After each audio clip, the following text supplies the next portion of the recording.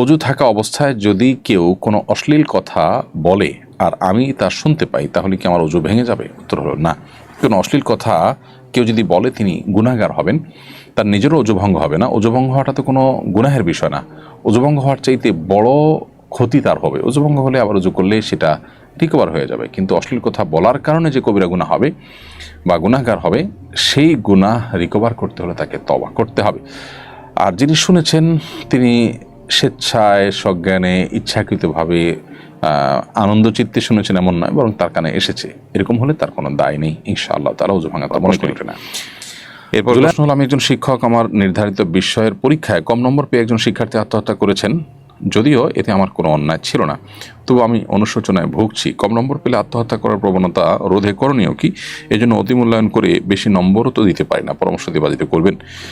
সম্মানিত শিক্ষক, আপনার এই অনুশোচনাটা, এটা আপনার দায়িত্ববোধের জায়গা থেকে, এটা আপনার মানবিক যে দিক আছে আপনার মধ্যে, সেই জায়গা থেকে হয়তো আপনি অনুশোচনায় ভুগছেন। আপনি নিজেও হয়তো বুঝতে পেরেছেন যে এখানে আসলে আপনার কোনো দায় নেই, আল্লাহর কাছে আপনি দায়ী হবেন না ইনশাআল্লাহ। কোনো শিক্ষার্থী পরীক্ষা খারাপ করলে আপনি তার খাতায় সে যা পেয়েছে সেই অনুযায়ী আপনি মার্ক দিবেন, এটি আপনার কর্তব্য। সেটা না করলে বরং অতিমূল্যায়ন করে যদি বেশি নম্বর দেন, সেক্ষেত্রে এটি হবে খেয়ানত, এটা হবে অন্য শিক্ষার্থীর প্রতি অবিচার এবং জুলুম। এজন্য অতিমূল্যায়ন করা যাবে না। আপনি আপনার দায়িত্ব সঠিকভাবে পালন করবেন। কোনো শিক্ষার্থী যদি বিপদগামিতার পথে পা বাড়ায়, তার দায় তার নিজের একান্ত।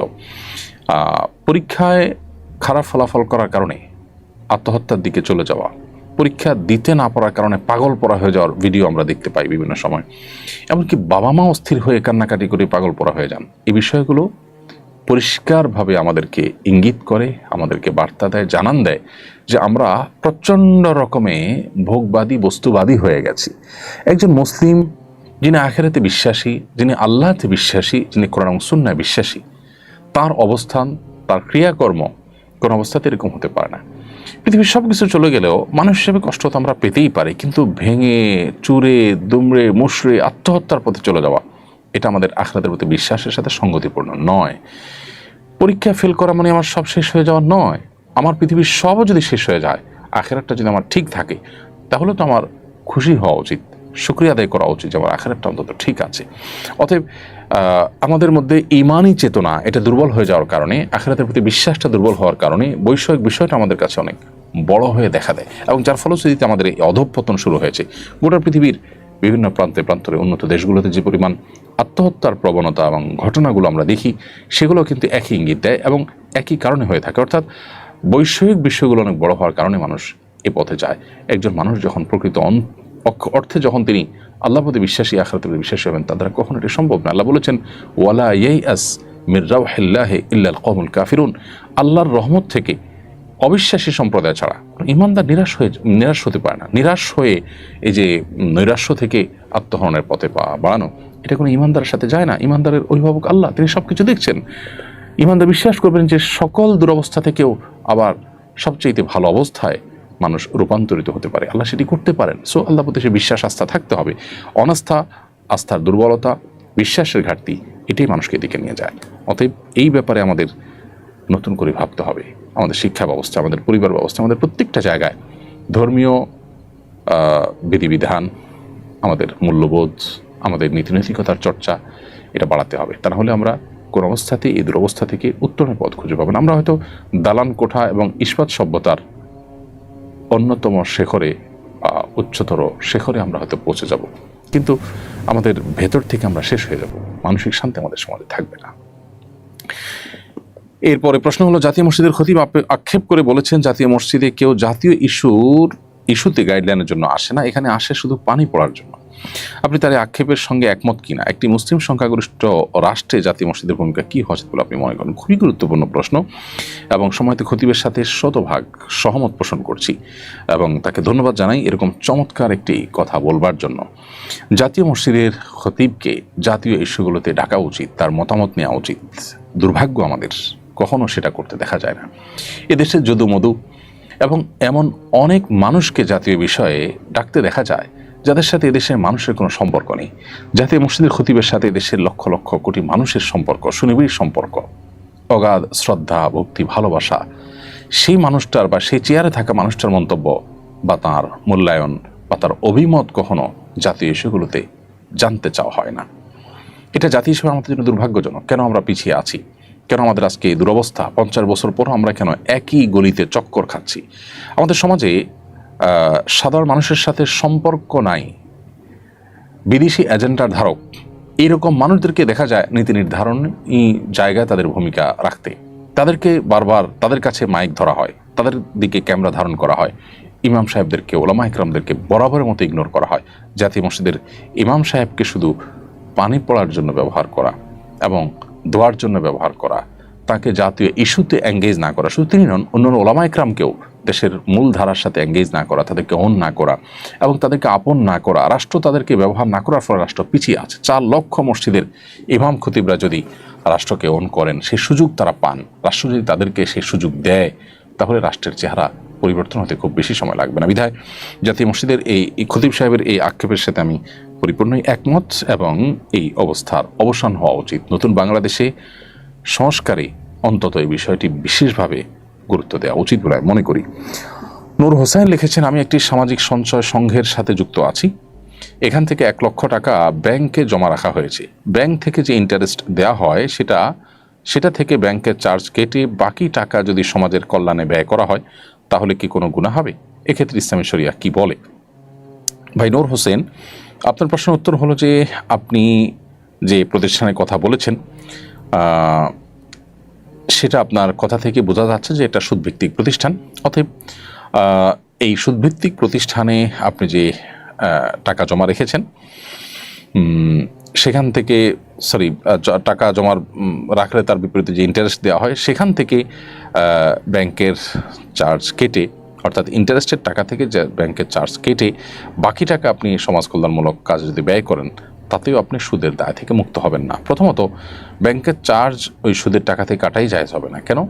কারণ ব্যাংক আপনাকে যে চার্জটা করে সেই চার্জটা কেন করে? সেই চার্জটা এই জন্য করে যে আপনার টাকা রক্ষণাবেক্ষণ, লেনদেন, হিসাব সংরক্ষণ এগুলোর জন্য চার্জ করে। তো সেই চার্জ তো আপনার বলতে পারেন আপনি সেটা তো সার্ভিস চার্জ। তো আপনি সার্ভিস নিচ্ছেন কিন্তু চার্জ দিচ্ছেন হারাম টাকা থেকে, তাহলে সার্ভিসের বিনিময়ে আপনি সুদের টাকাটাকে ব্যবহার করছেন। তার মানে আপনি উপকারটা দিন শেষে আপনি ভোগ করছেন সুদের টাকার।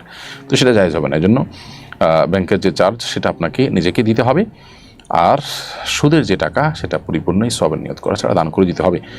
আর পারতপক্ষে কোনো সুদী প্রতিষ্ঠানের সাথে লেনদেন করা জায়েজ হবে না।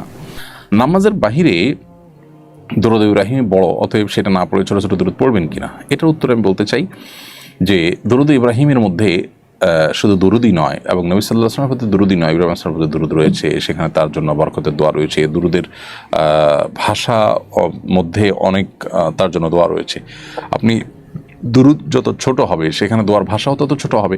আপনি যখন একটা দরুদের মধ্যে কয়েকবার দোয়া করবেন এবং কয়েকটা দোয়া থাকবে, সেখানে বিভিন্ন অ্যাঙ্গেল থেকে দোয়া করা হবে নবী সাল্লাল্লাহু আলাইহি ওয়াসাল্লামের জন্য, সেটা নিশ্চয়ই একটা ছোট্ট দোয়ার চাইতে শ্রেয় এবং শ্রেষ্ঠ হবে। সেই অর্থে নবী সাল্লাল্লাহু আলাইহি ওয়াসাল্লাম যে দরুদ শিখিয়েছেন অর্থাৎ দরুদ ইব্রাহিম, সেটা অন্য দরুদ যে কোনো দরুদের চাইতে যে কোনো সময় শ্রেয় এবং শ্রেষ্ঠ। এটা ঠিক যে এটা নবী সাল্লাল্লাহু আলাইহি ওয়াসাল্লাম বলেছেন, মান সাল্লা আলাইহি মাররাতান সাল্লাল্লাহু আলাইহি আশরা, কেউ যদি আমার প্রতি একবার দরুদ পাঠ করে তার প্রতি আল্লাহ তাআলা 10 বার রহমত নাযিল করবেন। সে অর্থে দরুদ ইব্রাহিমকে পড়া চাইতে ছোট ছোট দরুদ যদি হাদিসে বর্ণিত হয় সেগুলো কয়েকবার পড়া উত্তম। আর যদি হাদিসে বর্ণিত না হয় তাহলে হাদিসে বর্ণিত দরুদ অন্য সাধারণ দরুদের চাইতে উত্তম, সেটা বলার অপেক্ষা রাখে না। অষ্টাদশ শিক্ষক নিবন্ধন পরীক্ষার ভাইবা নিয়ে বিতর্ক হচ্ছে। প্রিলিমিনারি ও লিখিত পরীক্ষায় উত্তীর্ণ বহু প্রার্থী ভাইবায় বাদ পড়েছেন। যদিও ভাইবার নম্বর মূল ফলাফলে যুক্ত হয় না, ভাইবায় কেবল কাগজপত্র যাচাই হওয়ার কথা থাকলেও বাস্তবে ব্যাপক বৈষম্যের অভিযোগ উঠেছে।